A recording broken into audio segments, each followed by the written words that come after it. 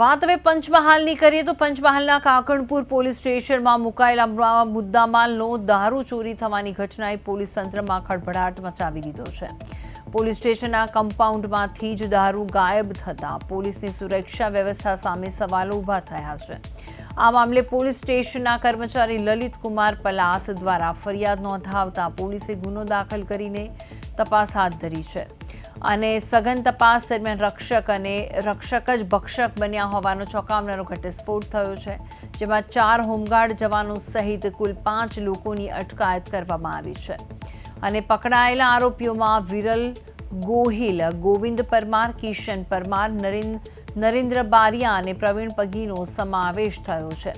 તપાસમાં ખુલ્યું છે કે છકડિયા ગામના નરેન્દ્ર બારિયાને ચોરીનો દારૂ ખરીદ્યો હતો અને પોલીસ સ્ટેશન જેવી સુરક્ષિત જગ્યાએથી દારૂની ખુલ્લેઆમ ચોરી થતાં કાયદો અને વ્યવસ્થાની સ્થિતિ પર પણ અનેક પ્રશ્નાચિહ્નો લાગ્યા છે।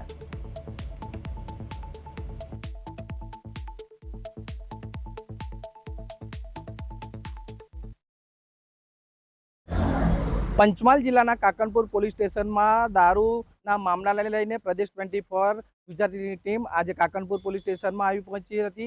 આ દ્રશ્યમાં જોવો છે જે પાછળથી જ હોમગાર્ડ દ્વારા દારૂને બહાર કાઢવામાં આવતો હતો, ઇકો ગાડીમાં ભરીને લઈ જવામાં આવતો હતો। હાલ તો કાકણપુર પોલીસે 4 હોમગાર્ડ અને એક દારૂ લેનાર બુટલેગરની અટકાયત કરીને વધુ તપાસ હાથ ધરી છે। રાજુ સોલંકી, પ્રદેશ 24 ગુજરાતી, પંચમહાલ।